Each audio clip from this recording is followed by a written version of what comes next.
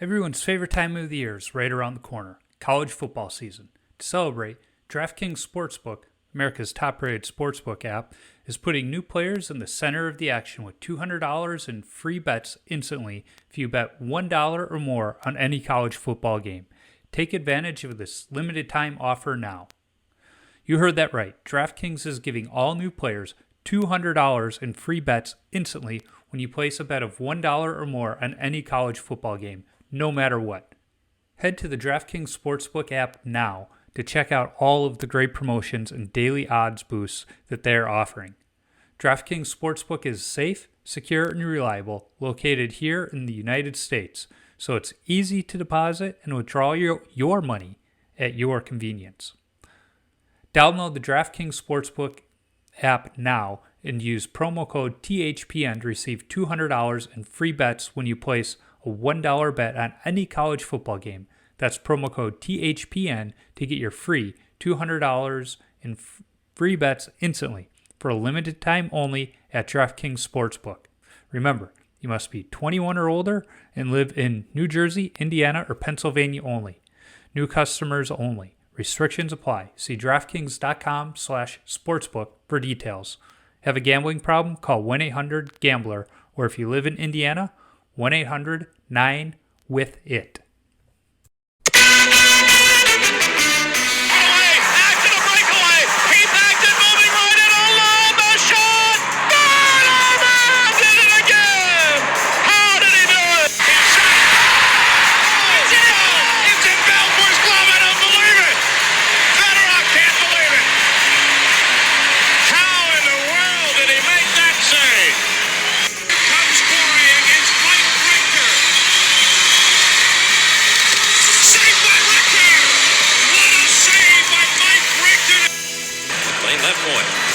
Shoots it deflected right in. Peter Angelo save rebound. Stastny stopped by Peter Angelo. I don't believe that save. Neither does Peter Stastny. He can't believe the save that Peter Angelo just made on him as Frankie sparkling on that maneuver there to stop and rob Peter Stastny. He should get 5 to 10 for that. Hello and welcome to episode 44 of Tendy Talk, presented by the BLPA and the Hockey Podcast Networks. I am your host, Joe, better known as Wash Up Goalie on social media. This week, I chat with Nathan Hedrick of Pro Skate Goal and Glass Goaltending. Nate was one of the voices on the now-defunct The Backups podcast, and heeded my plea to reach out to me if you knew a goalie who I should talk to. That goalie just so happened to be him. So, without further ado, let's get to the conversation with Nate. Well, Nate, thanks for joining me on the podcast. It's nice to have you on. You were nice enough to respond on social media when I put the call out there of, hey, I'm looking for more goalies to have on, and here we are today. Of course. Are we recording now, or? Yeah. This will be in. It'll be in. Okay, all right. Just you can keep even that in. That's funny. Usually when I did it, I would always say, like, beforehand, I'd make some off the mark joke, and then say, oh, don't worry, I'll cut it out, and then I wouldn't cut it out. It'd be funny, but nice. I saw you posted that, and I'd never been on the I've never been interviewed myself. It's always been me on the other end. So I was like, I kind of want to try it out to see if I have anything interesting I can share. So yeah, absolutely. Yeah, well, that's a nice dovetail. For those that don't know, you've got your own podcast, The Backups, where you're talking to other goalies. And it's funny because when I came across that one, I was like, well, that's the story of my college career right there. Yeah, no, exactly. We're done recording that now.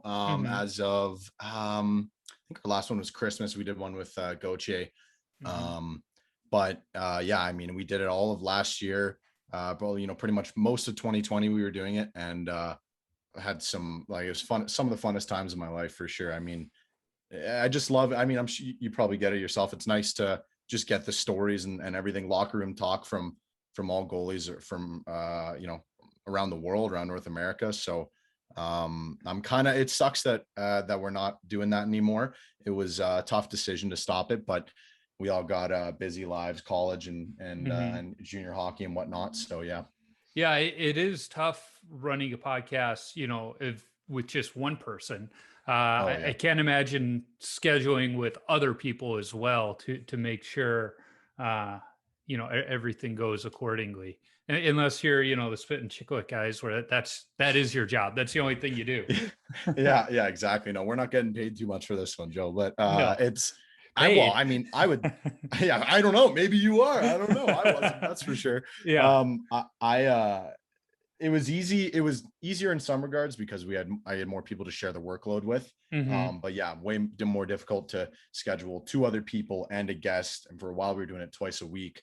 So yeah, it became too much, but respect to you for doing it a one-man show. There's so much more work that goes into these podcasts than a lot of people realize. I mean, obviously record, do the interview, and then people might assume there might be a little bit of editing, whatever. Mm-hmm. It is just like almost a full-time job when you get down to it, of planning for the interview, booking guests, doing the social media, cutting the audio together, uploading it, getting it on all the platforms, recording your ads. You got your pre-roll ads that I've heard on a few of them for, Mm-hmm. You got DraftKings, man. I couldn't get anybody. Well, I do, and I don't. I'm part of the Hockey Podcast Network. And what's great about them is, they've pooled their resources together and said, combined with all of these different podcasts within the network, we're reaching X number of listeners a week. So Right.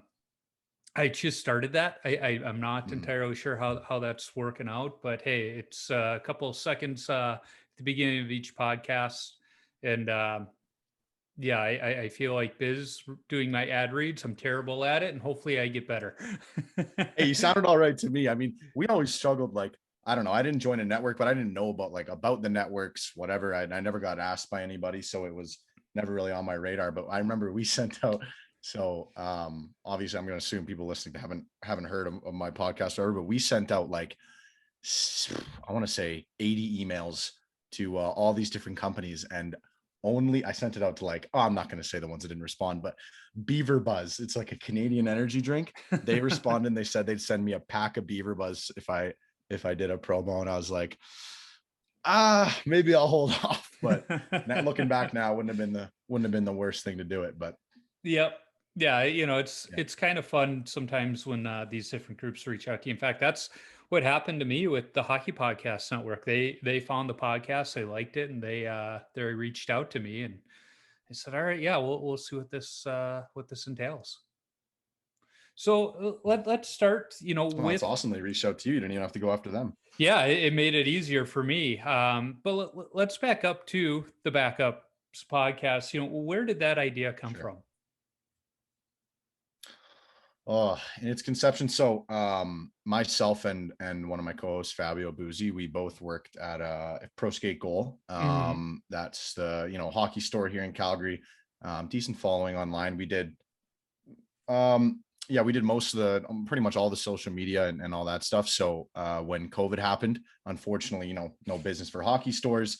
My boss, Peter Martin, they had to make the difficult decision to close the doors. So we got, laid off for a little while. And I remember one day we were sitting in his basement listening to, I don't know, Chicklets or something. And we were like, I feel like it's a kind of a cliche to start a podcast right now, but at the same time, we have so many, like, throughout the store, like working at Pro Skate, we knew like every goalie in Alberta and BC was just got, everyone. And we kind of missed shooting the shit. Can I swear on here?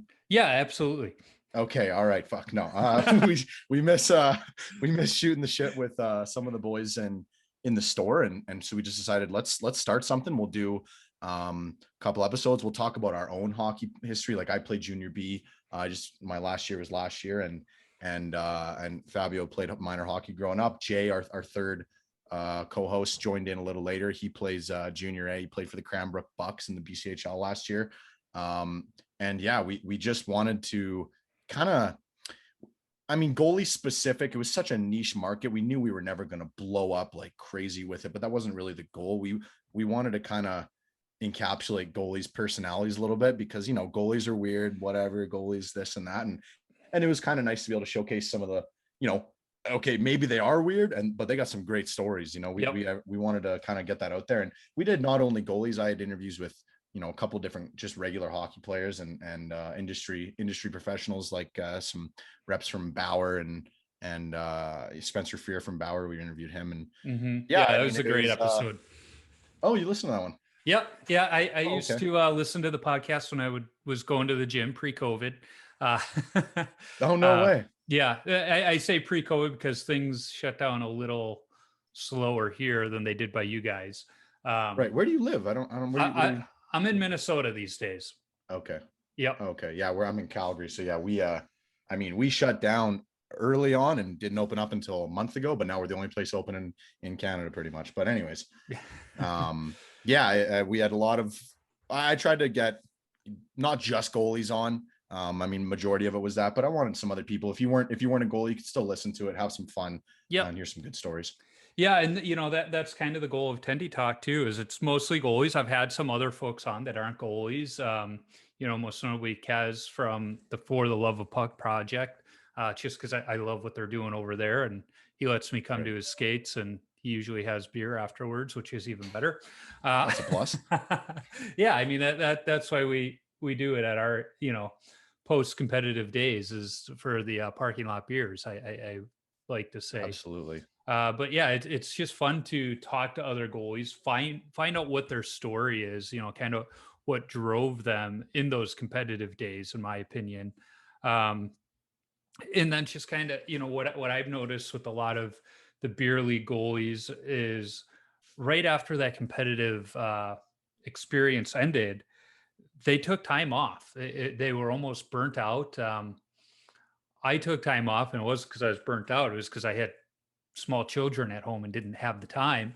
But Yeah. there's usually a reason for that break, and then all of a sudden there's this aha moment, like I want to get back to it. And once you get back to it, it's like you're a squirt again, catching a puck for the first time. Like, man, I miss this. I love it. Yeah, it's funny. It's funny you say that. Obviously, like I said, my last year of hockey was this last season that just ended. And I sold all my gear and I was gonna buy new stuff. Well, I didn't sell all my gear. I sold my pads and gloves because I usually did that every season, and I just reordered some new stuff. But I don't know. I haven't, and I don't think I will for a while. Like you said, it's kind of I've lost the ambition to play goalie in beer league. I think I love playing in junior B because I love playing on a team in junior B hockey. But as soon as I was done, I was like, no, I'm not, can't really get into beer league right now. So maybe look further down the road, I'll get into it. But for now, I'm just I'm coaching the team that I played on last year. So, oh, nice. And that's what I did right after my college days were over. I got into coaching at the high school level here in Minnesota. I was a goalie coach and assistant JV coach. And because of that, again, we were on the ice 6 days a week during the season. So it's not like I had time for my own games. There were a few pickups here and there, but that was enough for me. It satisfied the appetite for hockey. I was still around goalies. I was shooting on them and picking on them at the same time. But there is almost, like I said, that need to step away and rediscover that love for not just the game, but the position. Yeah, absolutely. Because I still love hockey. I love hockey. I'm working in hockey. My career is hopefully going to continue to be in hockey.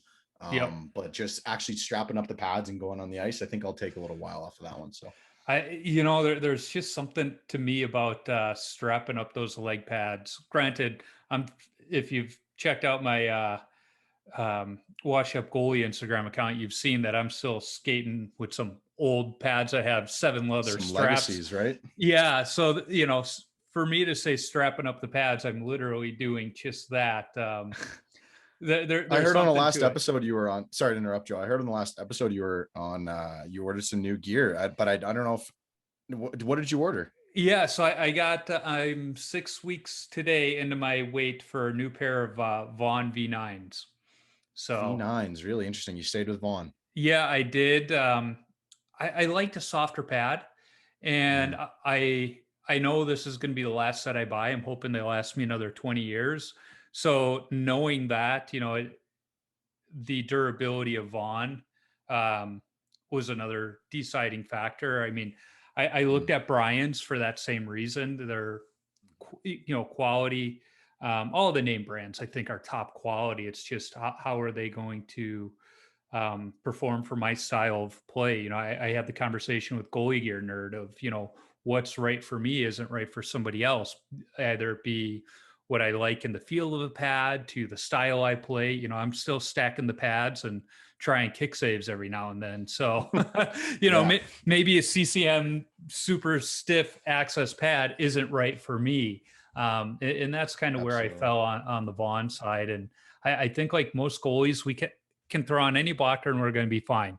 We can adapt to most kinds of pads, but it's the feel of that glove. And that's what gets us. And most of the gloves tried on, I didn't like the feel of it. But the Vaughn, I've had a few Vaughn gloves over the years, dating back to my squirt days, and the Vaughn gloves just always felt right to me. Yeah. So we could talk about gear for 3 hours of our own podcast. So I'll try and keep my sentences short, but like, obviously I'm working at Pro Skate. Yep. Through the years, I thought I was an expert. I mean, I would like to say I'm very, very, very knowledgeable on gear, but Goalie Gear Nerd really takes it to another level. Like I just, and through conversations with him, it's more the fact that he has such extensive knowledge throughout the years, but also today, like to date, he's so up to date on absolutely everything and every little piece. And we don't deal Vaughn at the store currently, so I saw the V9s, like we got to see the products and whatnot, but I haven't had much experience with the model specifically in terms of like I mean, you can't really call durability on a product after it's been out for a year, but obviously you said you have previous experience with the company and whatnot, so that's totally fair there. And yeah, they do make a way softer pad for sure, and like you said with Brian's as well, so you're right on the money with looking for something to match your style with those. Yep. Well, with Vaughn gloves, you're so right. That is something that we can't. There's so many guys that have switched out of Vaughn pads and blocker, but we can't get them out of that glove. And Riley Tucker, a guy, buddy of mine from here, he's playing for Indiana Tech. He just ordered, he got Bauer True Custom, or what do they call it now? Digiprint pads and blocker, but we could not get him into a Bauer glove. And that's fair. Everyone likes what they like. And there's a very specific break that isn't replicated by a lot of other companies, which isn't for everyone, but if it's for you, good luck getting out of it. Yeah. Well, and having used the T4000 for 20 years, and that was probably the biggest glove ever made. It's just like, I need that same break. And I'm just worried that when the new glove comes, how many pucks are going to go in the net glove side, simply because I'm used to, the glove being there. But now that it's smaller, it's like, wait a minute, I got to be a little more accurate with where I put that thing. I can't just throw it on the side of the net and it's going to catch everything. It might be a second blocker for a while. Yeah, exactly. And the other thing I liked about Vaughn was the customer service. I remember when my pads first came, after my first season of college, freshman year, I was done, and there was some wear at the bottom. I reached out to him. I mean, email was around back then, but it's not like you were emailing those guys back then. I think I wrote them a letter, actually. And they everything's done on paper. Yeah. And they responded. They're like, hey, we're going to send you out a box, put them in there. If we can't repair them, we're going to send you a brand new pair. And they sent them back like 2-3 weeks later, and they were better than new. Whatever fix they did, it was fantastic. Didn't cost me a dime to ship them or anything. And it's like, all right, their customer service was good back then. And as I was looking at a new set, I was considering, custom graphics, and I haven't teased what the graphics going to be yet, but I got something totally out there. And Ev from Vaughn was like, yeah, we're going to do that for you. Absolutely. That's awesome. Did it cost Did you go through retail, or did you go directly through, obviously? I did it through retail. So one of my old college teammates, Ryan S., he runs a goalie school here in the Twin Cities, Devonair Goaltending. And one of his coaches, he works out General Sports out in Edina next to the Bremer Arena, where they play the Butte League. And I went through him, and I believe their actual Vaughn rep at that store is Adam Carlson from the ECHL. So I indirectly worked through Adam, working with Tori, and they just kind of put the pressure on Ev, like, hey, this guy's ordering his first set for the first time in 20 years. He really wants something different. Will you give it to him? And he's like, yeah, we'll give it to him. Cause I think they went over somebody else's head, because the first person they talked to there is like, no, he's got to stick with the stock graphics. And then they went straight to Ev at the, darn near the top. I think next up is Mike Vaughn. And he's like, yeah, let's do that. And next thing that's I know, a great feeling. That's nice to get that kind of experience. Yeah, exactly. And now the past couple of weeks, every so often I get proofs directly from Ev saying, hey, how's this look? Do you like it? And I was like, yeah, just get them to me already. The wait's killing me. The longest wait for sure. Yeah. Well, it doesn't help that it's the supply, COVID supply chain. So everything's twice as long. I think if it were normal times, it'd be any day now I'd be getting them.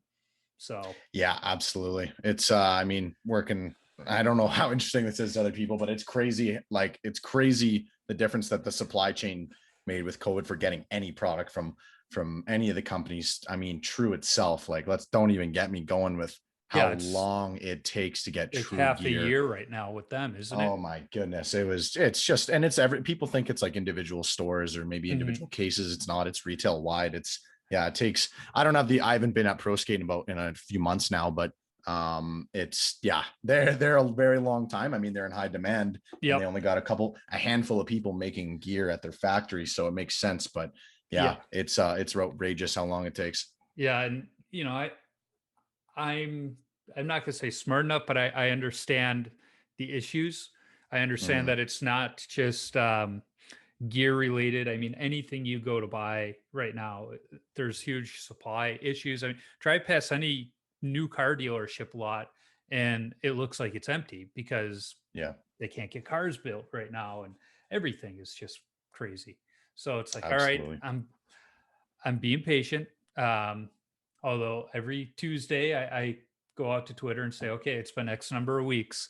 we're getting there. Yeah, doing the countdown.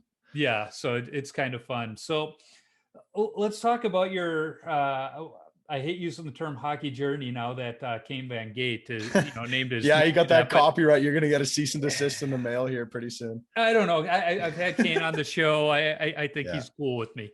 He's all right. Yeah. He's pretty funny. Side tangent here because we're goalies and that's how our minds work. But one of the Facebook groups I'm in, they have an extreme dislike for Trav for Oilers from social media for many reasons. But, so somebody was asking, what do we think of Kane? So I piped up right away. It's like, Kane's a good guy. Like, if you've ever talked to him, if you ever watch his stuff, he's a good guy. Don't be ripping on him.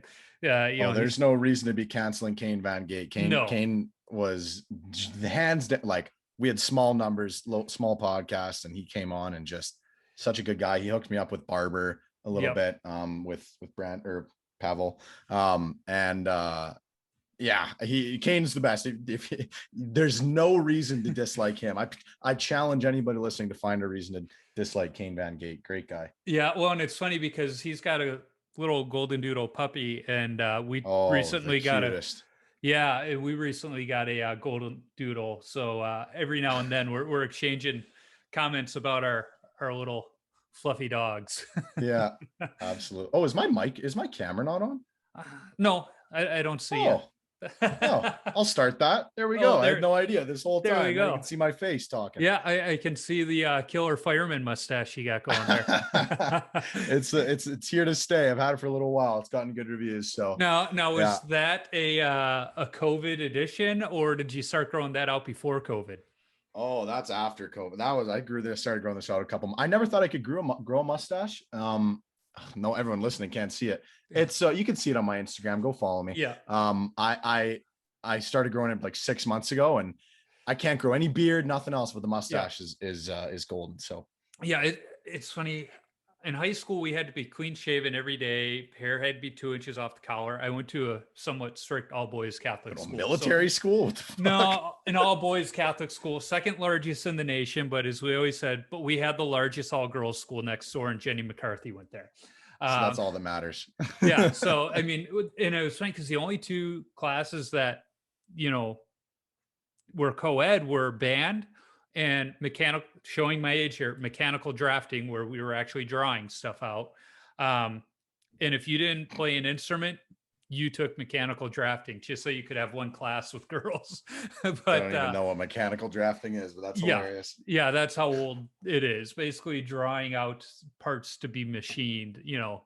Jesus. Yeah, I actually thought it was a fun class because I liked art and all that. But yeah, Tangents on tangents here. Yeah, but anyway, so when I try and grow facial hair, it comes in super patchy. And I hate to shave because of high school. So I just shaved like, I think it was last night. So I look all right today. But the other day I was shaving and just left the mustache. And I looked at my son. I was like, should I keep it? He's like, no. And it's like, I know mom doesn't like it because my wife says if I have a mustache, I look like I should keep 500 feet away from all schools and playgrounds. Everyone says, you know, it's I don't know. I like rocking it. People can hate on all they want, but anyways. Yeah. So your hockey journey, you know, how did you're a Canadian, so I think it's somewhat obvious, but how did you get started in the great game of hockey? Well, like you said, I'm Canadian, grew up in Calgary, and I think you'd have to fight pretty hard not to play hockey. At least starting, right? At least growing up. Yeah. I started here. I started out a little late, not really. I mean, late, funny for Canadians. I didn't start playing until I was probably like 6 or 7. Like on a team, and I don't know. I think it's just you're born into it. There's really no dramatic story for me about seeing a goalie or seeing something and saying I want to do that. My brother played, my friends played, I'm going to play. So started out in Minnetonka hockey here in the south of Calgary, and played all the way up through community and into what they call quadrant hockey here, which is like AAA, AA, that kind of stuff. There's so many hockey players here, and there's so many different levels and leagues and whatnot. So I played my minor hockey with Minnetonka and the Calgary Buffaloes, and then I started playing junior hockey for the Blackhawks here in Calgary. Just to gloss over my whole history real quick, but in a nutshell, I played pretty much for 3 associations, and just stopped playing last year. But yeah, like motivation behind it, it's what you do, right? And it's not like anyone was forcing me into it. You're never really forced into playing, but there was no big motivator. Just go out and play and have fun, play on the ODR in the winter. It's what you do, but fortunately for you, you loved it.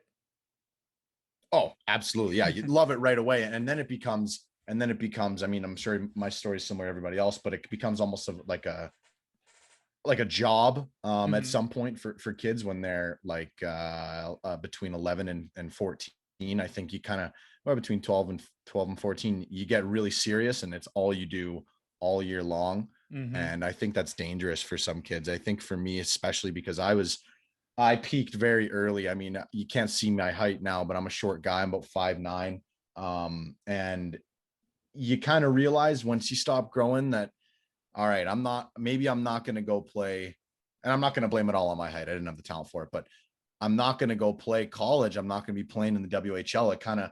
That's all I've done for the last 3-4 years. It's all I've known for everything. So it's tough for kids. And that's why I usually recommend, like I coach here, is like, if you can play another sport in the off season, or even just not go on the ice for any period of time during the year, you got to do it. You got to give yourself the mental break, not only for like a backup plan if you don't succeed, but you'll just burn out. So I know so many guys that just burn out and just never even want to look at hockey again. You know, when I was coaching, we always told the kids in the off season, take that family vacation. You know, we had our summer training program, but take those 2 weeks off, go on the summer vacation, and don't worry about it. And if you're a multi-sport athlete and you have to miss our off-season practice, don't worry about it, because you're becoming a better athlete playing that other sport, for one, but you're not going to be burnt out at the end of the season either. Now, I was one of those hockey players where I loved it. I couldn't get enough of it. I could be on the ice 6 hours a day and I would want 2 more hours. That's the way I was, but I was never pushed. You know, I've said on the podcast before, mom and dad would be like, it's sign up for summer hockey. Do you want to do that, or do you want to do baseball this year? It's like, summer hockey, of course. To the point where the one year, for whatever reason, we signed up we signed up late and the team already had a goalie and they're like, we're only going with one goalie. It's summer hockey. And it's like, okay, I'll play forward this year because one of my buddies was moving. It was the last chance No to play way. together. So like, I want to say it was Pee Wee's, it'd been 2 years since I played forward, but I was like, all right, sure. I'll play forward and, have one last hurrah with my buddy before he moves to Michigan. Yeah. That's funny. Our goalie wound up getting a penalty and the coach looks at him. He goes, you go serve the penalty because you're going to get one and you might as well do your time now. And I'm still bitter because I've yet to get a penalty since then. Really? And wow. Trust me, I've tried, but I haven't gotten that penalty. It's funny you say that. Switching to forward I know a guy, cut out me not knowing his name. This is so embarrassing. I'm going to find him because I actually do want to say his name. It's a great story. Well, I actually know two guys who have done this. Oh shit. I just give me 1 second. I need to find it. Hey, you got goalie brain, too many pucks to the head. I get it. Oh, I got rugby brain. That's the other. Yeah. I did try another sport after I realized I wasn't going to the Dub and that one killed me. What am I looking at here? As you're looking it up, rugby. So my high school didn't get a rugby team until after I was gone. Otherwise, I probably would have given that a try. But my religion teacher, of all people, would tell these stories from his college rugby days at Marquette University outside Milwaukee, where one of his teammates was Chris Farley. So these stories that a religion teacher were telling us were probably not right for religion class, but they yeah, rugby was I just got his name, but rugby was some of the funnest times of my life, but it does not treat your body well, that's for sure. So or your liver. Or your liver. Yeah, or your liver, that's for sure. Well, hockey doesn't do that either. But back to Matt Baba is his name. He played junior B here in Calgary. So he played junior B in Okotoks, which is the Heritage League, one of the best junior B leagues in Canada, but probably arguably the best. And he played goalie. He was backup goalie for a year, but like great. He played probably 7 or 8 games, 9 games. The other guy was a stud. One of my other buddies, Devin Regan. And the next year he didn't make the team. They had two other absolute stallion, like midget AAA goalies come up. And he said, well, I'm pretty good on the ODR. I'll try out as a player. And it's like junior B, like you don't, I mean, it's not like it's the NHL, but you don't just go out. He went out, made the team. He put up like points as a player. He was not a bad junior B player as well. And it just blows my mind because I can't even imagine going out and trying to do that at 19 years old, completely changing your position in junior hockey. Crazy. So shout out to Babs for that. Yeah, that's pretty crazy. I remember one of the summers when I was coaching, our varsity head coach, he was sitting in the stands watching during a scrimmage, and I would always hop in on on a line during the scrimmages. And after the practice, he looks at me and goes, for a goalie, you're pretty good. You got good positioning. You read the game well. I go, imagine that. The goalie knows what's going on in front of him. Like, smartest player on the ice. What my dad always used to say, smartest. And maybe you see the whole game and you got to be the fastest, best footwork. And most people don't realize that for sure. And that's why it bugs me when they say goalies can't skate. It's like, we are the best skaters on the ice. We just skate in an area this big, Yeah, exactly. Yeah. I think it was like you say, you see the whole ice, and that's why it was easier for me to transition into coaching. I'm like I said, I'm assistant coaching our junior B team this year, and people are like, well, how's the goalie going to do it? And I'm like, well, I don't know. I think I know the game pretty well. I'm gonna have to take a couple courses here, but you see the whole, I keep saying that, but you do see the whole ice and how everything breaks down. So I feel like I can give a different perspective on how to break the game down that not everybody else can, for sure. Well, and we also see the game from a completely different perspective of our teammates, in that not only do we understand what they're supposed to be doing, but we see the game as it's coming to us. So, I always told my defensemen, if you can't see the goalie, shoot the puck. Because if you can't see him, he can't see you. Odds are if the puck goes in and they're like, but that doesn't make sense. It's like, no, it makes a lot of sense. Goalie can't stop what he can't see, Yeah, absolutely. Are you sure? It's like, yeah, I am, guys. But we do bring a different perspective. I'm honestly shocked we don't see more goalies coaching at higher levels. We're starting to, because you look at baseball, you see so many catchers in manager positions and thriving in them. but for some reason you just don't see those goalies. What you do see is the goalies going into the front office and putting together. Yeah, I was gonna say, like we got Roberto Luongo recently. What did he get appointed to? Isn't he GM?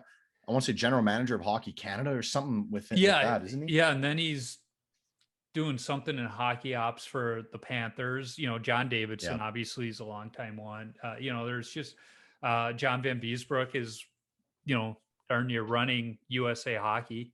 So yeah, I mean, goalies know what they're doing, but then you get the guys that once it's done and over, they're just like, bye, see you later.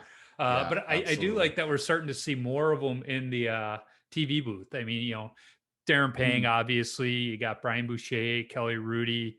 There's you can list a whole bunch of them, and they do a great job. Yeah, absolutely. I still loved when they had Darren Pang mic'd up for a NHL alumni game All-Star weekend, and I never saw that.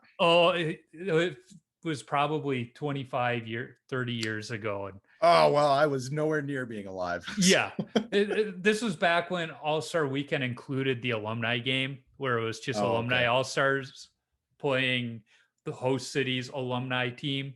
And I wish they would bring that back. In my opinion, they should just do away with the All-Star game in general and expand the skills competition. I love the skills competition. If you bring up YouTube videos of some of the old ones, there's the great one. I think it was in Philly when you had Waugh versus Belfour and the sudden death shootout. But it used to be shootouts, and it wasn't, who can do the coolest Patrick Kane Superman shootout. It was, Hall of Famer against Hall of Famer trying to put the puck in the net or keep it out. You had this accuracy, the hardest shot, fastest skater. They had the rapid fire for the goalies where they had a guy on, either circle. They pushed to either side, right? They would push to either side and have to make the save, get up, make the save. And it's like, bring that back and just make that the all-star, have the competition and then the alumni game and call that the all-star weekend. I think that would be so much better. Yeah. It's funny on my podcast, you'll always hear me saying like, I stay away from talking about the NHL because everyone talks about the NHL, and honestly, I barely even watch hockey. I find that I'm not really a fan as much. I love playing. I love working in hockey, but I just don't really keep up with the teams as a fan. So like people bring up stuff about the NHL today and I just smile and nod because obviously to a certain extent, I know what's going on. I do watch the Flames, but I'm not like a diehard like stats guy knowing about all the goings on in the NHL. I know more about junior hockey in Alberta than even close to the knowledge of the NHL. It's funny you say that because the past few years I've noticed I'm watching less and less hockey on TV, and it's not because I don't enjoy it. It's just I'd rather be playing. And every time I turn the game on and I see it, it's like I want to be out there.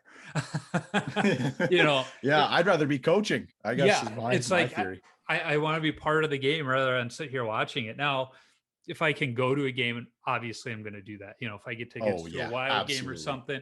But it's just I'm a Hawks fan, so watching those Stanley Cup runs, I think all those late nights took a lot out of me because it seemed like they were always going to overtime, and they're usually double, triple overtime during those years. You're a Blackhawks fan, you said? Yeah. I grew up in Chicago, okay. So it's so then you'll know my new boss, my Jeff Glass.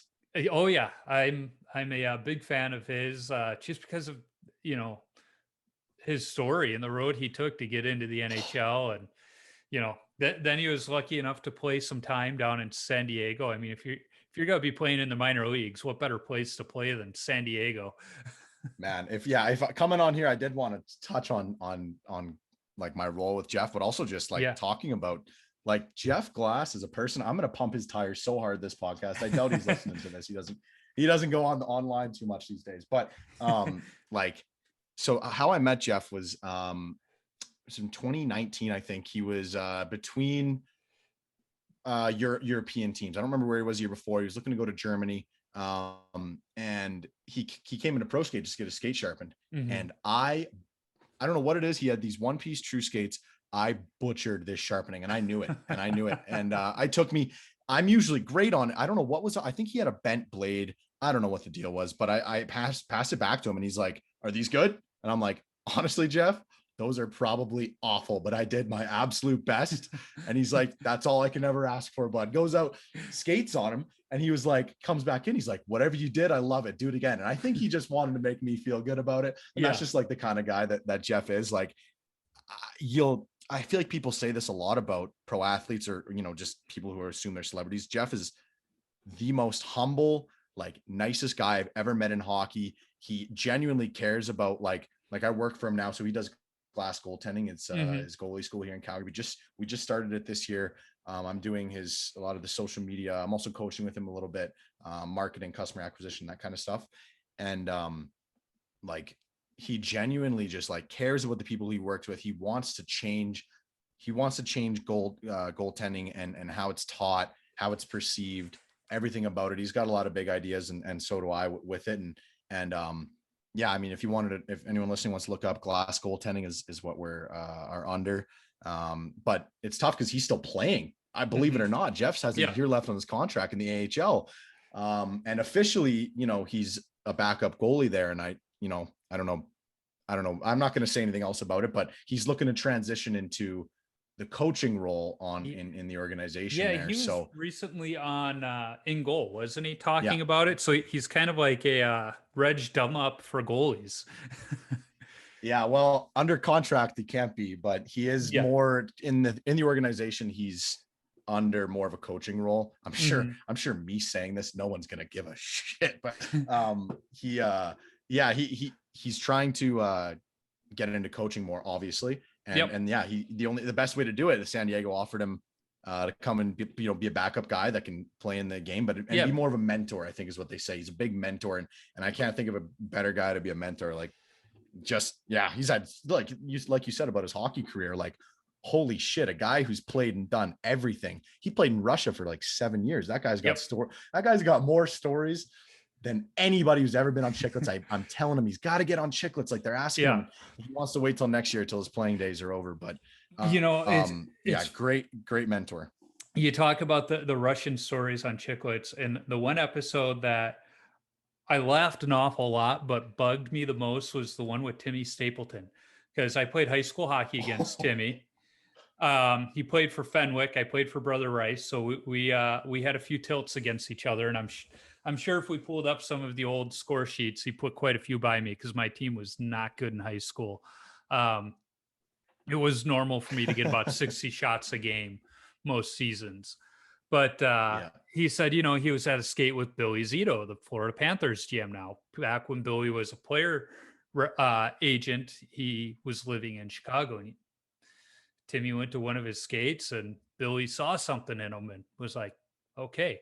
Well, I went to an awful lot of rat hockey when I was home on break from college, skating with Billy.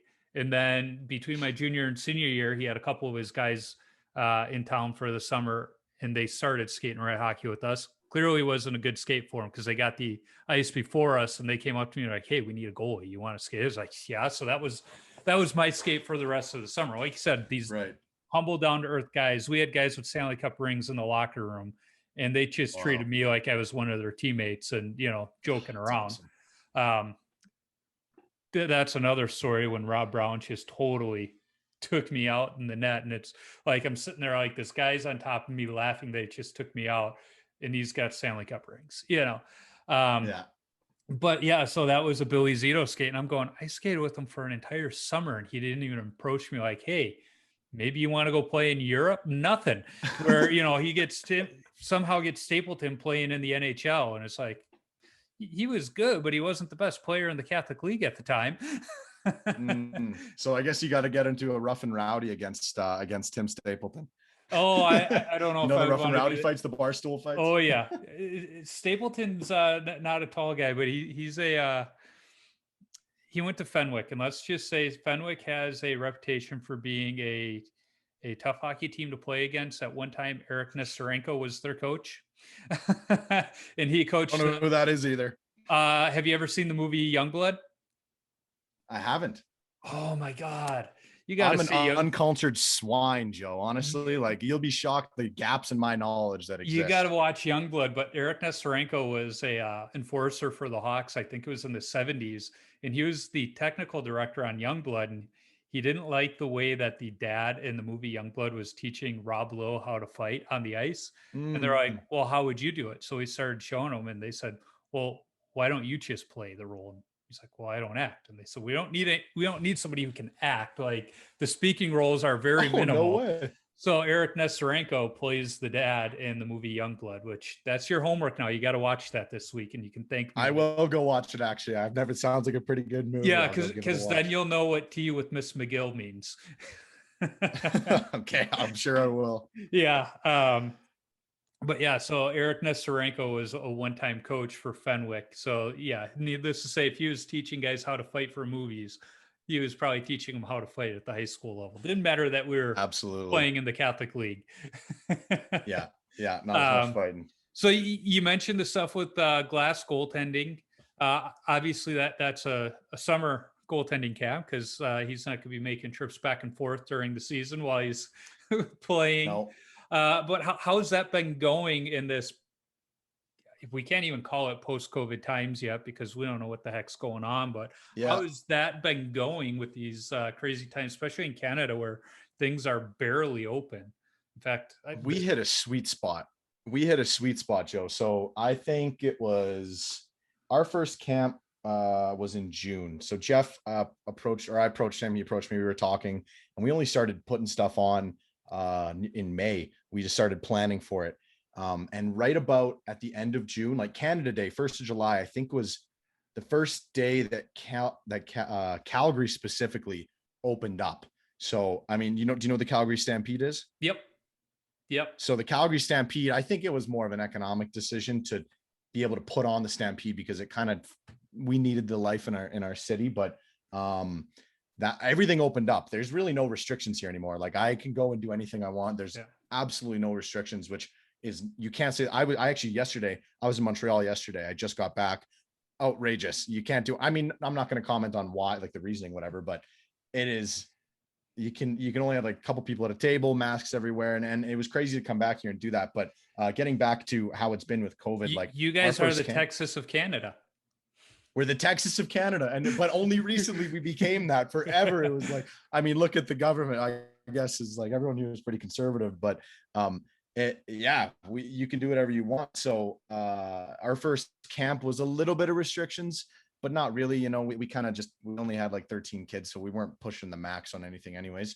And it's been great. I mean, we book ice times, we go out, it's one-on-ones anyway, so even if there was restrictions, you don't have to do anything. So luckily this summer we've been fine. But like not to talk specifically on the COVID part, but just like there's so many goalie schools in Calgary. I mean, growing up here, I trained with, respect to all of them. Kevin Swanson, currently Brad Kirkwood's coaching here as well. He's the Team Canada Women's goalie coach. Swanee is the Lethbridge Hurricanes goalie coach. I could name Evolution Goaltending, Fisher Goaltending, World Pro, GDI, TPG, DMSG. Dave Marcoux again is another one. I'm sure most people know who Dave Marcoux is. He was the Flames goalie coach, Carolina Hurricanes goalie coach. So the list goes on. And this is in a city of about 1.3 million, 1.2 million people. So the competition is fierce. So it's been, it's been a crazy summer trying to capture part of that market and not, encroach on other guys, other big players' business. And Jeff's such a nice guy. He doesn't want to make anyone feel like he's stealing clients, whatever. I don't know. That's a whole thing as well. But, it's been tough, but it's been great. Like we managed to get a lot of guys out for some good lessons. We got a lot of WHL, NCAA guys out. And it's been great in the last couple of weeks. It's really picked up, and it sucks. Like you said, Jeff's going to move away here. And in a couple of weeks, he goes back to San Diego to finish off the remainder of his contract with the Gulls. So it sucks. We built all this momentum and worked so hard, and he has to go back. But once he's done this contract, he's going to look a little bit more into what he wants to do, how he wants to structure his career. And hopefully we have a year-round thing going on. So, yeah. And, I'm sure the discussions have been had. It can still be a year-long school without him being there physically every day. I mean, Rob Sauber has his spot here in the Twin Cities. They got a neat little setup where it's in an industrial park, but they have indoor ice to skate on. It's this cool little Mhm. rink. But he's not there all the time. He's just got a nice stable of coaches that kind of have the same philosophy. And that's the key, right, Joe? I don't mean to cut you off, but I want to say like that is the key. You got to have people under you that not only you trust, but like personally, but you trust them to teach your principles on in a manner that you would do yourself. And I think that's, I mean, Jeff just started this year. It's in its infancy. It's so early. We've been lucky enough to work with a lot of guest coaches here, but there's guys, they need to work with their own companies because that's their job. That's their bread and butter. And Jeff leaves at the end of August. So we've been, I'll just say, wow. Yeah. Colin Cooper and Theo Zubat, two unreal guys. I known them personally a little bit through Pro Skate as well. But yeah, you need to have a like you said, a stable of people underneath you that you can trust to coach. Because Jeff wouldn't, that's what he didn't want. He didn't want to leave and just slap his name on something and say off to the races and then come back for a couple months. Down the road, if he can get a program in place where he can do that. And I won't speak too much on what he wants to do. He's got other plans as well. But from what I've seen, that's the plan, to try and get something year round. And I mean, Eli Wilson as well is kind of a model that we've been looking at, where he just runs huge summer camps during the year and has really good high-end development for some junior and pro guys. So that's the market that Jeff wants to get into, I think. Yeah, those Eli Wilson camps, you see it all over social and everything. It's like what he's able to do, and the swag bags these kids get and everything else. Like, ooh, mom and dad are certainly paying for it, but oh man, Pro Skate, like that's what it was, partnered up with Pro Skate. Every year they put on Eli Wilson Carey Price Day. So Carey Price would come out, Pro Skate Goal would supply custom gear, or for the younger ones, it would just be the best gear that we could get in whatever colors they wanted for each goalie. And it was expensive, absolutely, and obviously not everybody can afford to do that, and I totally understand. Like, hockey is just getting more and more expensive. I will say, however, for what you got out of like one-on-one teaching from not only Eli Wilson but Carey Price, and to meet him and to get all of the gear and stay and wherever they were staying in Kelowna, kids got a lot out of that camp. And I don't think they were able to do it these last 2 years, but like, if that was an option for me and my parents were lucky enough to have the money, oh my God, get me out there. I'm the kind of guy, like, I would have worked all year just to send myself, kids today, I remember I would shovel the entire block, and when it snowed, and I haven't seen one neighborhood kid yet knock on my door to try and shovel my driveway. It's like, where's the drive in these kids? But that's how I bought all my equipment when I was, squirting a peewee and whatnot, until I got a job in high school. But those guys on In Goal, they talk about Eli's camp all the time, and they talk about Carey Price being there. And I mean, he's not just popping in saying hi to these kids. Like, he's sitting down, like, he's there the whole time. They said, they watched him sit with one kid for an hour and just talk, not just about, the NHL and all that, but like, he's showing them, pieces of the equipment, why he has it this way, and talking about different ways they're handling the puck. And it's like, exactly, obviously a good guy to have at that camp. He's taken the time. And I just really appreciate it as a fan and as a dad now, but as somebody who was a kid and we probably all have those stories of when we meet a pro athlete and they're not very nice to kids. Mine is when I tried meeting Carlton Fisk, the great catcher from Boston and the White Sox. But Carey Price just seems like he's got all the time in the world for those kids, very much like Stelios was to me when I was a kid. Yeah, I never met him personally, but Pete, the owner of Pro Skate, Peter Martin, he went out there obviously every year and he did the whole gear thing. And he would spend time with Carey and Eli and his families. And yeah, you just say, like, he's quiet, but he means very well. And I won't speak on it too much, but yeah, Jeff definitely Carey's definitely a high class athlete and a person as well. And someone that, don't meet your heroes, you can meet that hero. He seems like he'd be genuinely a great guy. Yeah, exactly. It's funny when people say don't meet your heroes. Mine as a kid was Eddie Belfour. And I was lucky enough to have him on the podcast, and people are like, "Ooh, how's it going to go?" Eddie's got a personality. And I was like, yeah, but it turned out, I think our Wow. conversation went great. I know in talking to some people, he's got a penchant to be a little stiff in, some of his interviews and whatnot. But it was funny because I had him and his son Dane, who was also a goalie, on because they were talking about their whiskey. And Dane comes in first, and we start talking because we played for the same youth association in Chicago. So we're talking about the No way. Rink and the pro shop across the street. And then Ed pops into the Zoom, and like, we're just talking. Like, we didn't even acknowledge him at first. So I think he was kind of taken aback, like, okay, this is going to be a little different than the other ones. Yeah. It kind of loosened him up, I think. And so I had a great experience with them. But it was That's just awesome. funny when people are like, you know what they say, don't meet your heroes. Fuck that. Meet Eddie Belfour if you get the chance. Yeah. Well, with so many people I've had on the podcast who always say, if we're in the same city, we got to grab a beer together. In fact, it was Kelly Rudy was the first one who did that. On social media, he would talk about some of the beers he was having. So I just sent him a text before we record. It's like, hey, I know you like your beer. I'm a craft beer aficionado too, so I'm going to have one ready. So of course he had one too, and we're drinking our beers throughout. And he goes, all right, well, when this stuff's all back to normal and the job brings me through Minnesota, we're getting together. We're getting beers that's together. awesome. It's like, absolutely. And Eddie was the same. He said, well, once they start distributing in Minnesota and they come through, we got to get together. It's like, I'm down for that.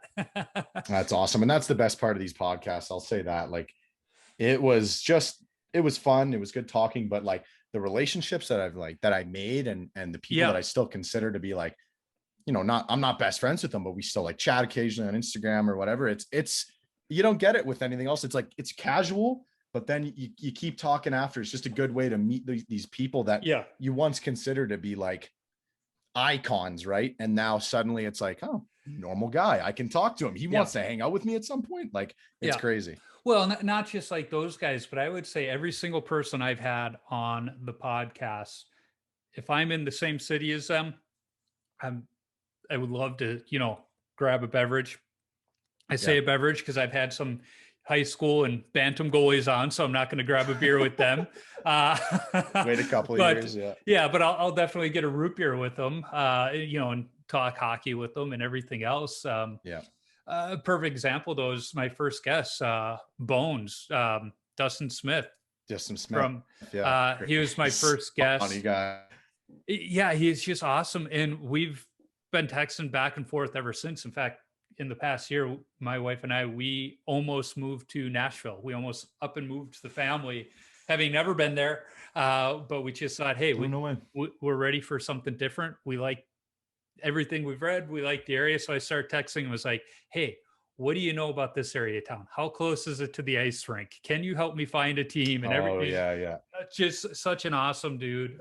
In fact, my 1-year anniversary of the podcast is coming up. So him and I have been talking. He's going to be my first repeat guest on that 1-year anniversary. Oh, wow. So we're going to have, awesome. we're going to have plenty to talk about. Most notably his awesome vintage equipment he's been sporting this last year. He's got some good, man. That was one guy that I always like his content, the way he produces, not only like his gear and everything, but how he just kind of presents everything. I think he was working with Colby Collier, like MD Media a little bit with filming, but even when he did it by himself, everything just looks so nice considering like his background. Like, he doesn't have like an official background in any of this shit. And I was asking him, I'm like, man, like I that was my job at Pro Skate pretty much, with social media and digital design and all this stuff. And I'm like, how do you do it? Like, what are you using? And he was always very open. He told me, even Colby Collier, I asked him a couple questions as well, and both super helpful for sure. So that's awesome that you're considering Nashville and he was helping you.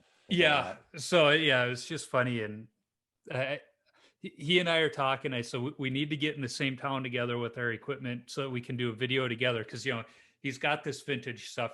He wears it for shoots like that. He's not wearing it in beer league games. I said, Yeah. So you're doing the 2-pad stack in these videos, but we need to do a video where I teach you the proper 2-pad stack recovery, because I'm old enough. We learned that in goalie school when I was a young goalie. He's like, I love it. We need to make this happen. Oh man, that's Yeah. awesome. I was gonna say something. I forget what it was. So tangents on tangents. That's how we do it. Yeah. Oh, talking about, videos. I loved Jordy from the Ultimate Fan Cave. He did that product video for the I think it was the Access line, and it's just awesome. The CCM Access. Oh, I haven't seen it. It's just awesome. It's like, Jordy, I got new stuff coming. I need to recreate that one just as you did. And he's like, I'll have to send you, I'll have to work with you on that one. Obviously, he's not going to fly out here to Minnesota from, well, I shouldn't say that, because him and Ken and they were at the Let's Play Hockey Expo 3 years ago. All of them. It was only Ken 2 years ago. So maybe if they come this year, we can do the video. I haven't seen that. Are you looking to get into more of like the video content? Because I think most of your stuff, I mean, you don't post highlights with video or anything yet, right? Yeah, I've been doing. I haven't had as many of late, but during the beer league season, I do post the highlights. So what hurt? Oh, sorry, I meant like podcast highlights, like video. Oh, yeah, even on ice stuff. Yeah. Yeah, I just do a short 1 minute clip as my teaser the day it dropped. I wonder what it'll be for this one. What is going to be my most interesting part of this conversation? Maybe it'll be my last story that you asked about. Yeah, so sometimes it's not even the most interesting thing. It's where I don't speak for a minute. Yeah. Might be tough. Yeah, which it's funny when right before I recorded with Eddie and Dame Belfour, both my wife and kids are like, now, Dad, make sure you let them talk. Like, you can't just go the whole time. I was like, duly noted, fair point. Yeah. I get it. It's tough, man. It's tough. I got a big fat mouth, and I have to stop myself sometimes when I'm talking, when I was doing the interviewing, because I'm always like, they'll tell something and I'm like, oh my God, I get the perfect thing to say about that. And then I'm like, okay, people are listening obviously to hear me speak a little bit, but they want to hear the guests too. So I had to dial it back, and that was a tough part for me. Well, I think I won't say the bigger names, but the more well-known people, I do a better job of letting them talk. It was funny when I had one of the guys from Ingol on, Kevin Woodley. He's known for the famous one last question about 8 times. And he was the first guest that asked me if I was still okay on time, because he just kept talking. But it's like, no, we're going to keep this going because the conversation is awesome. But yeah, I don't know. I just like, this is what I love about the podcast, is it's just two goalies sitting, talking, sharing the sport. I mean, until today, we've never talked face to face. But I think if anybody walked in, they wouldn't know any better. So yeah, exactly. Just instant chemistry with this stuff. Yeah, but being conscious of time. If you've listened to any of the podcasts, I end with 10 rapid fire questions. I don't know if I should come up with a different term for it, because they're not very rapid fire as the stories start coming out between them. But they're 10 good questions. And the first one is, what's the craziest coaching moment from your playing days?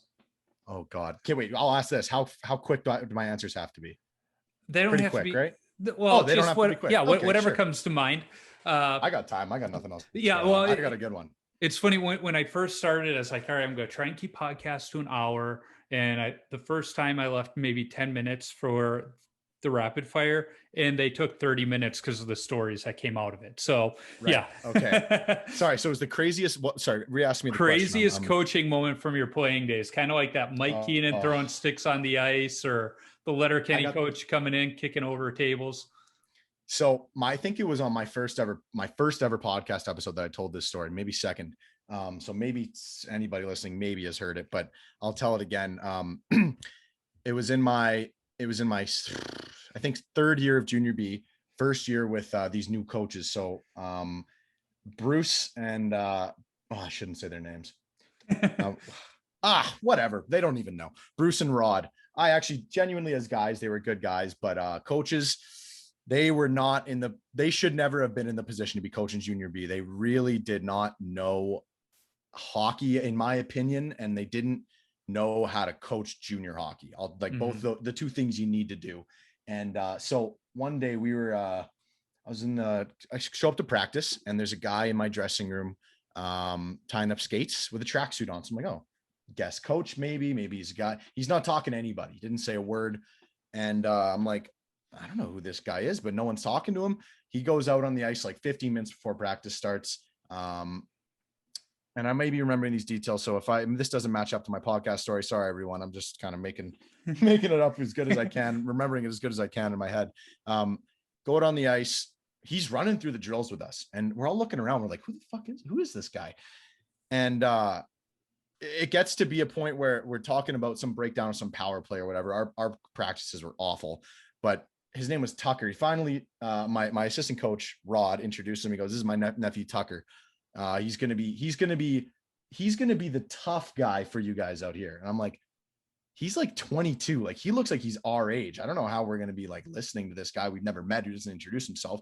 He comes up, he had some good points. He was breaking down the power play really well. Like, okay, whatever, good guy. So it gets to be the end of practice, and we got about 10 minutes, 15 minutes left. And my head coach, Bruce, wants to call it. He's tired. He's an really old guy. I think he was probably about 70 something at that point.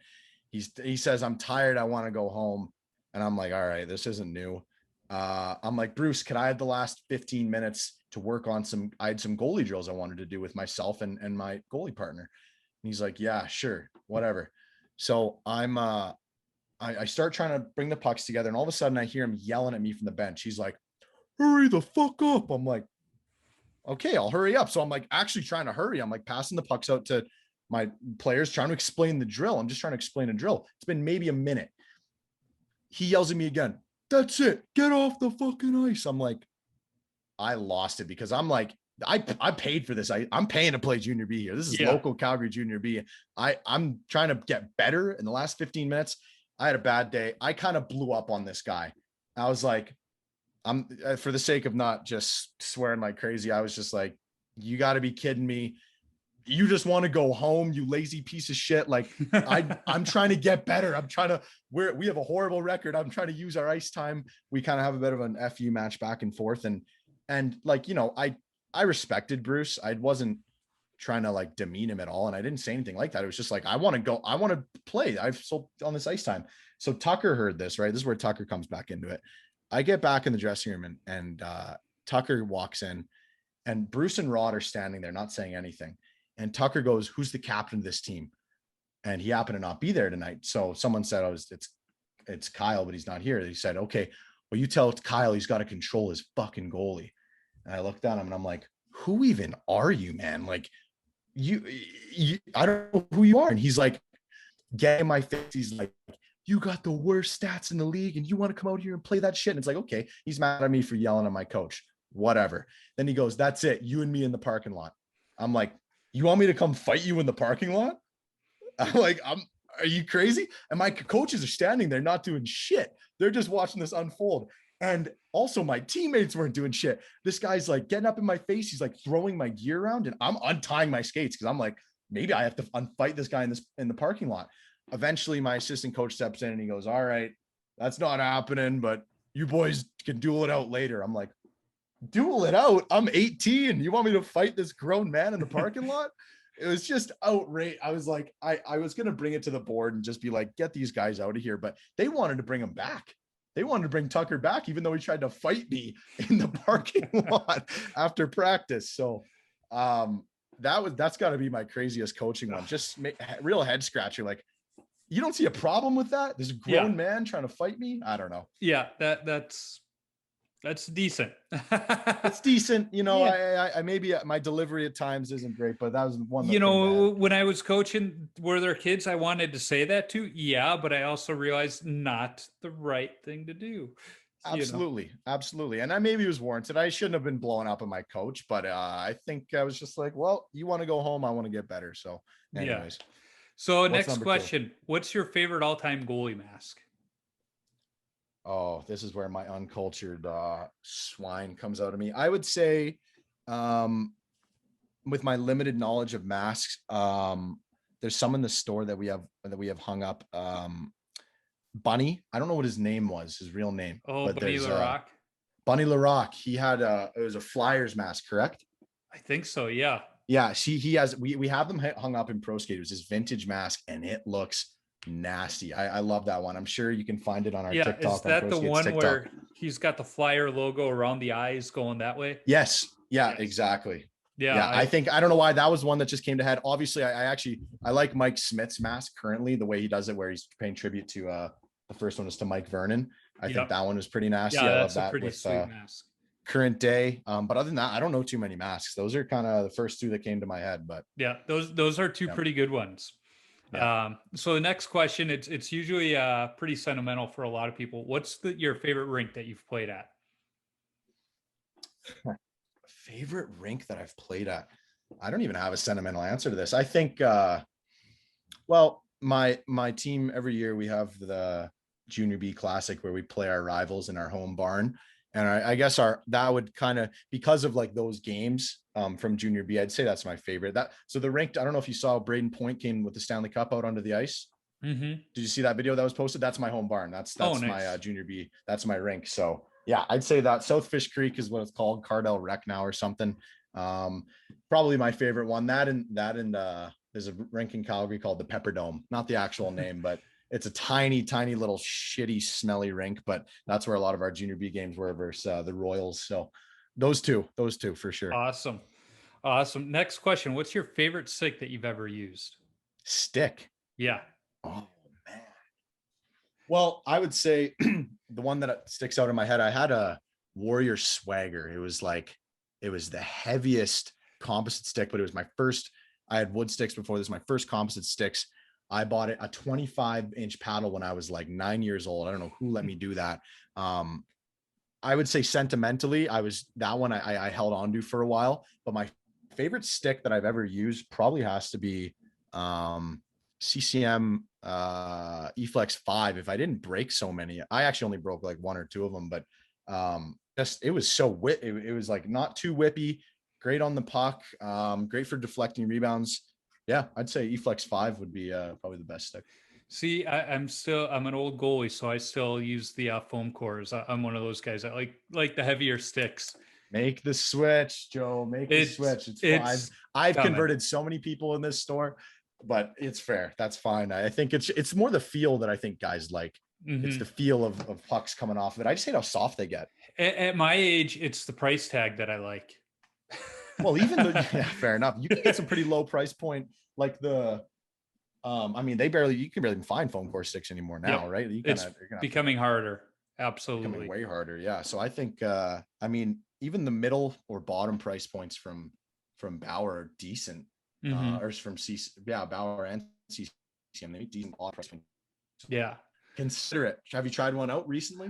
Not recently, no, but I have a feeling my next stick is probably going to be a composite stick. So it's coming. I know. I'm bracing myself. Hit up Goalie Gear Nerd. I'm sure he's got 100 of them in his garage. Yeah. Yeah. So what's your favorite youth hockey memory? Youth hockey. Oh, I should have prepared. I didn't really. I guess I can't really prepare for questions I don't know. Yeah. Youth hockey. That's a really good one. I would say my favorite one is actually just like a funny story. So when I was in Bantam, I played pretty elite level hockey, and then my next year I had some issues with I don't want to call it politics. Everyone blames it on that, but I had some issues and I got dropped down to like a lower team, like a really low team. Decided not to play there, and I was pretty gutted that I just wasn't gonna play hockey for this 1 year. Mm-hmm. And I got an offer to play midget 1 when I think I was 13. Like I was even young for my age group. So I went out and I played midget community hockey for my local community team, which was not bad hockey because they were so much older than me. But I remember just being like so disappointed that I wasn't playing, elite level hockey anymore. And I was nervous as hell. I'm like barely even pubescent. Like I was a late bloomer. I looked at 10 years old and I was going to play with 18, 17-year-olds. Yeah. And I was shitting my pants going into the dressing room. And I remember I walked in and I couldn't remember this guy's name for the life of me, but he was the captain. He was 18. veteran guy. And he came up and he like shook my hand right away, like patted me on the back, introduced me to everybody.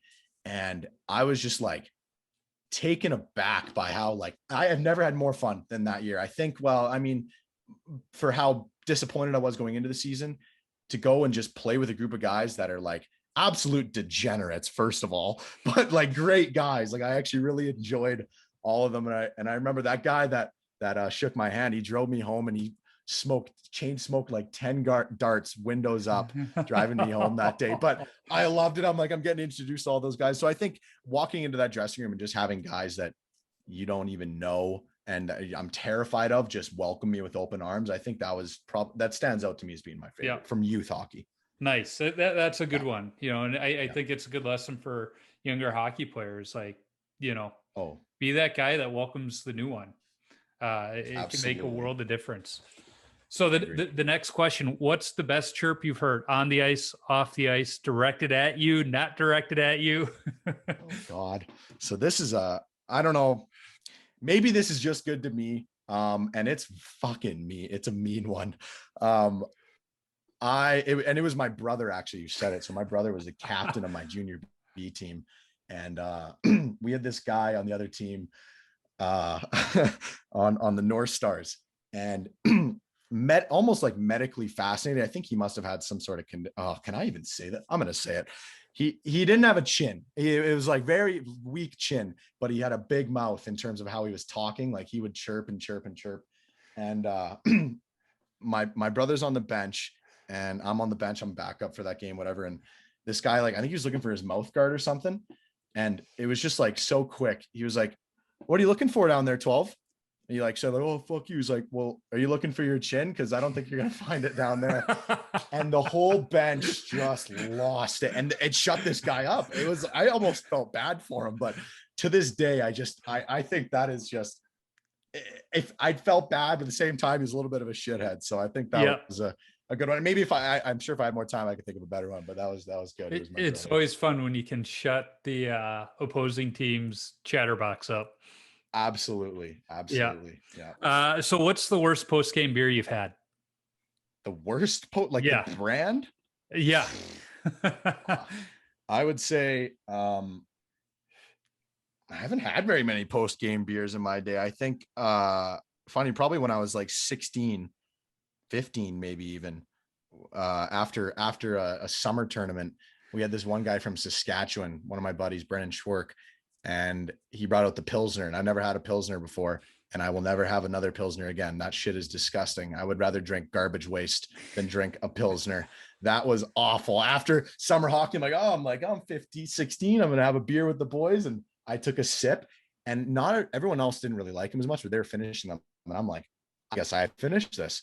And I just gritted my teeth and drank this dumpster water. If you're from Saskatchewan, I don't care. Pilsner is disgusting. I don't care what anyone says. That's funny. Is Pilsner even a beer in the States? It's a style of beer, but it's a kind of beer. It's a style of beer, yeah. But there's a beer brand in Saskatchewan. I just realized, it's awful. It's disgusting. Never drink it. I was gonna say you're gonna have to give a good Pilsner a good shot, but that makes sense if it's a brand. It's a brand, yeah, exactly. Okay. It's not a kind. I don't know. Yeah, I was gonna say I've had some good Pilsners in my day, but no, that makes more sense. So when you tape your stick, do you go toe to heel or heel to toe? Heel to toe. Actually, I got a pretty specific ritual with it. It's I think it's kept my sticks together over the years. 2 strips of tape on the bottom, one at the heel, one at the toe. Mm-hmm. Right? Because I find that a lot of times the toe of the goalie stick gets worn out fast. Mm-hmm. So I would do one. I'd do a strip of tape, or maybe even 2 on the toe, and then heel to toe with toe tape. But I'd only go like halfway up the blade. I don't like the look of that full like wrap around the curve of the blade. I don't know. Some guys out there like that, but I think it looks a little greasy. I go about that far because when I first started, that's the way Eddie Belfour did his. Yeah. And, familiarity. I mean, the first stick I owned and wasn't association owned was a Titan goalie stick, and Dominic Hasek was the Hawks backup. And I don't know why, but I was drawn to Hasek back then when he was still a Hawks backup, and he taped it about a third of the way up that paddle. And so I did the same thing. And it was like, oh my God, I still have that stick. So I had Bobby Hall and Stan McKee sign it. And that is the heaviest stick I ever played with. And I use it as a squirt. It's a weapon. Yeah. It's a weapon. Absolutely. Yeah. It's like, no wonder I still like those heavy foam core sticks, because I used probably the heaviest goalie stick ever is, my first few years playing. So what's your favorite number to wear and why? 34. Haven't been able to wear it much in my career because of limited jersey availability. Apparently it's not a very popular jersey to have, but Mika Kiprusoff, growing up in Calgary, he was the man, all-time best Flames goalie. In my opinion, I think Mike Vernon's up there as well, obviously, but I idolized him. My room, that's the only player I've ever idolized. I didn't really care for anybody else. I was my first ever email was minimika@live.ca. Yeah, just giving that out. But nice. It's 34. So I only got to wear it a couple times, spring hockey, maybe some tournaments. I tried to wear it in junior B. They wouldn't make me it, which was kind of bullshit. I had to go wear 31. Lame. Carey Price. Yeah. Love Carey Price, but I'd rather wear Kipper's number. I hear 31 and I think of Jeff Hackett right away as a Hawks fan. See, Carey Price is for me. I think of that right away. Yeah, I've been fortunate enough. I went to Todd Miska's shop. He painted Kipper's mask, and he had a few of the older ones on the wall. Oh yeah. That's awesome. And Miska's son is now playing for he's in the Colorado organization. He was playing for their AHL team, and Todd also painted Eddie Belfour's Hunter Miska. Yep. Yeah. So Todd painted Eddie Belfour's eagle mask, most notably the one he had in Dallas, where it had the eagle and the feathers and everything. So when Hunter started with Colorado, he came out wearing the eagle mask. And was like, if there's one person that can get away with that, whose last name isn't Belfour, I think it's Hunter Miska, because his dad painted. It was pretty cool to see that. Absolutely. He's got another awesome looking mask now, and I think he gets. I remember. I feel like I've seen his style. What pads does he wear? Is he a Bauer guy? Is he a Digiprint? He had some last year in the off season, but he's been a Vaughn guy for many years. And so, in fact, when his Digiprint pads came out, I quickly sent Goalie Gear Nerd a message, because he posted a picture of the Digiprint, and I was like, surprising that he's out of Vaughn. And he's like, we forgot about that. Thanks for bringing that one up. I was like, pat myself on the back. I got Goalie Gear Nerd some intel there. Yeah, that's crazy. So the last question is, what advice do you have for young goaltenders? Well, I think a lot of my advice, anywhere that I can add good advice to the game, is going to be less on like a technical side. Even when I'm coaching, I try and focus a lot more on like the mental game. We were talking about earlier with with taking time in the off season and throughout the year to not just think about hockey all the time. And I stress that quite a bit, because you're going to want to feel like you need to get the edge to get better and train more and do more. And I deal with so many kids. Like right now I'm coaching a little bit of kid named Colton Scott. I guarantee he's going to listen to this. Kid's a lunatic, but he's a kid that I think some guys can handle it, but you don't just want to handle it. You want to experience other things in life other than hockey. But some guys cannot handle it and shouldn't have to handle year-round training and beating up your body and your mind, because you need to have other things in your life. So I think that, without going into too much of a speech, is got to be my number one piece. Like, do other things, have fun. If you have opportunities, like you said, to go on a vacation or to go and play another sport, even if it's not serious, like, go and do that. I mean, obviously at a certain point, if you get into major midget hockey, you can't do that other stuff. But while you're young and you have time, an extra 10 ice times in the summer is not going to make or break your whole fucking career. No. And excuse my language, but I think that is so vital. And not a lot of kids want to do that anymore. And what can I say? I get why they want to do it. It's such a competitive world out there, but you got to leave time for other things in your mind and in your life.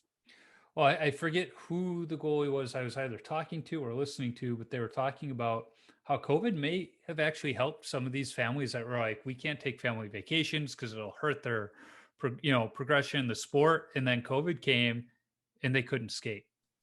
Didn't Mhm. matter how much they wanted to, it wasn't an option. Depending on where you were, local governments weren't even letting you skate on outdoor rinks. No. Oh man. Yeah, that was a So, thing here. it's like COVID maybe let these people know, like, yeah, my kid can take a week or two off for that family vacation. We can do something, Yeah. with the other kids, and they're going to be okay. They're going to have that muscle memory 2 weeks from now if we tell them you need to take a break. Yeah. You look at some of the greats of the game, and they would take the whole summer off. Um, Yeah. the you need a little bit of time to get back into it. That's why I'm picking up pickup skates where I can here and there as the fall Mhm. season draws near. So that I know my teammates haven't skated since COVID, so I better be on my game. Yeah. They better bring. Two things need to happen with the start of the new season. A, they better bring me lots of beer, and B, they better pick me up for games because I shouldn't be in a state to drive home after. Exactly. Yeah. So Nate, it's been awesome talking to you. Where can folks find you on social media if they want to follow you? Well, you can find me at Nathan Hedrick, but if you want to follow more of what I do, you can follow Pro Skate Goal. That's where I'll be for the winter here for retail. And then Glass Goaltending. I think those are two main things. I think that you'll see a lot of cool stuff coming from Jeff and myself in the future here. And also with Pro Skate. I think that I don't know. I don't want to plug it too hard, but I do think that Pro Skate we do things a lot differently there than with a lot of other companies, and can provide a lot of really good knowledge and some good entertainment. I mean, if you've seen my TikToks, you know what's up. So you can follow on TikTok as well. Yeah. Pro Skate Goal. Well, I'm a little old for TikTok. I think if I were on it, no one's too old for TikTok, Joe. Come on, my get nieces would have something to say. But yeah, I've been following Pro Skate for a while, just because I love seeing all the different sets that come out of there. I mean, yeah, if nothing else, follow to see that we do more custom gear at our store than pretty much anywhere in North America. Give or take. Obviously, Pure Goalie is going to do way more than us, but yeah, it's awesome. Yeah, custom gear is like 90% of my job, and I would have it no other way. Yeah, it's fantastic. We also have a website now, Pro Skate Goal. I'm going back there. Haven't worked there over the summer, but you go to proskategoal.com or .ca and shop some stuff there too. That's awesome. Well, it's been fun chatting. I know we could probably keep going on and on, but That's usually how it goes. I have some tile work around a fireplace to do tonight at home. We're in the middle of a massive first floor home renovation that includes a new kitchen, new flooring, new fireplace. So it's like every free moment is dedicated to that. Absolutely. No, I wouldn't want to take you away from that. That would stress me the hell out too. But I really do appreciate you having me on. Like I said, I've never been on the other side of the interview, and it's been awesome. It was great to meet you, and hopefully people can enjoy listening to something I said. Yeah, I think they will. I know I've enjoyed it. So thank you. I appreciate it. So awesome, Joe. And I will extend the offer if you're ever in my city. I know I'm not a big beer guy, but I would gladly drink whatever beer we can find out here. Calgary. Let's just say we'll grab some Pilsners and yeah, and I'll dump it down the drain, walk away. Yeah. No, I mean the style of beer, not the brand. Oh, okay. Then I have stuff to learn about these craft beers. Yeah. Maybe you and Kelly Rudy can, or who was it that was drinking craft beers on there? Yeah, it was Kelly. He was drinking some beer with me. Fair enough. Yeah. So, well, again, thank you. And I'm excited for other people to get a chance to listen to this one. Absolutely, Joe. Thank you very much. Good luck in your beer league season. Try and don't pull a hammy. Get a couple skates in early. It's not surprising that when two goalies chat, the conversation tends to go off the rails a little bit. But Nate and I got on a few more tangents than normal. Nate was a fun guy to talk to about equipment, coaching, podcasts, and just about any topic we brought up today. I think we could have turned into a full episode on its own. Be sure to follow Nate on Instagram at Nathan Hedrick, NATOHEDRICK, and follow Pro Skate Goal at Pro Skate Goal on Instagram.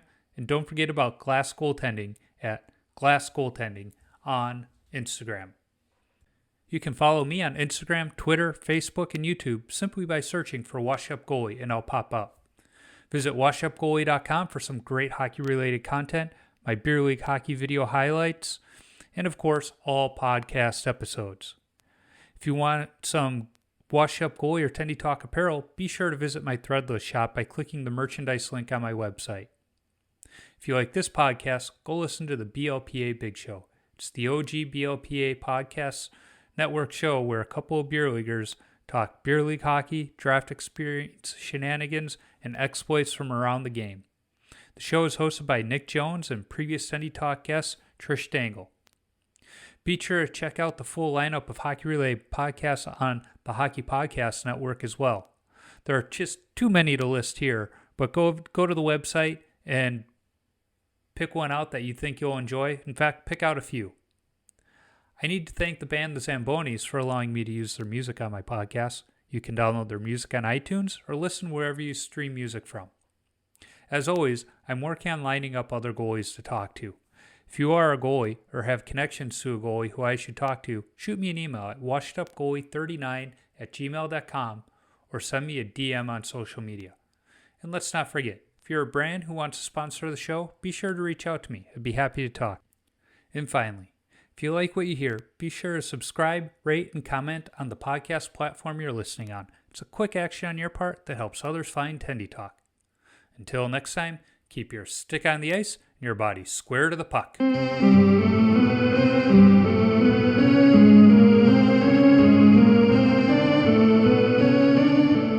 Get on the train, it takes me away. Not gonna see you for a while. Why? It's an away game. It's an away game. I'm coming home soon.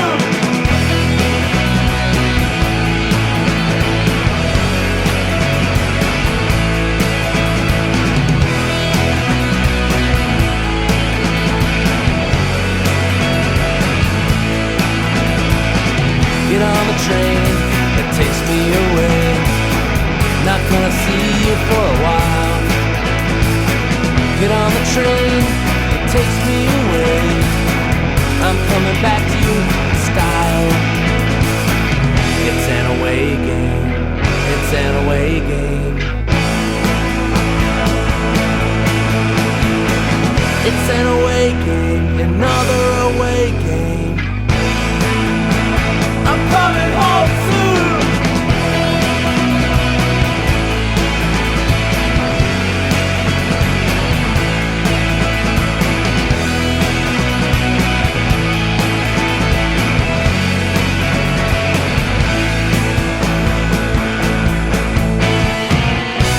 But don't you worry, it'll be alright.